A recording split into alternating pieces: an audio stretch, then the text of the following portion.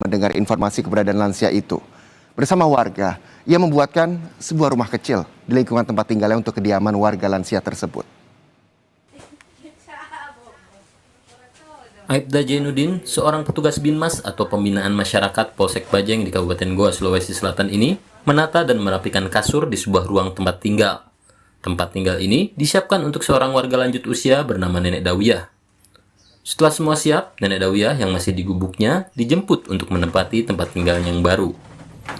Aibda Jainuddin bersama seorang warga memapah Nenek Dawiyah menuju tempat tinggalnya yang baru. Ruang tempat tinggal seluas 3 x 4 meter ini disiapkan dan dibangun setelah Aibda Jainuddin mendengar informasi adanya seorang warga lanjut usia yang hidup terlantar dan tinggal di sebuah gubuk yang sangat tak layak huni. Lalu ia berinisiatif menyisihkan sebagian gajinya sebagai petugas kepolisian untuk membuatkan tempat tinggal yang layak bagi Nenek Dawiyah. Aibda Jainuddin tak sendirian.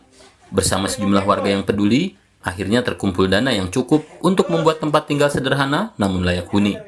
Sementara kebutuhan sehari-hari Nenek Dawiyah juga akan dipenuhi warga dan juga Aibda Jainuddin selama belum ada bantuan dari pemerintah setempat.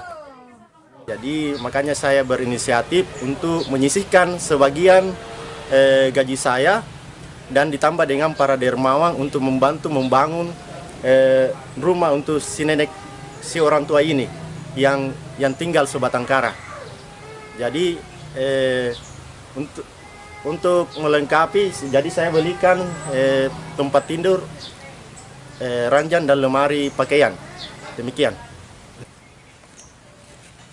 Selama ini Nenek Dawiyah hanya bisa mengandalkan warga sekitar untuk kebutuhannya sehari-hari. Tak ada bantuan dari pemerintah desa, apalagi pemerintah Kabupaten Goa. Kepedulian warga dan bantuan dari pemerintah sangat dibutuhkan bagi mereka yang tak mampu memenuhi kebutuhannya sendiri. Apalagi dengan masih berlangsungnya pandemi COVID-19. Aziz, Kompas TV Goa, Sulawesi Selatan.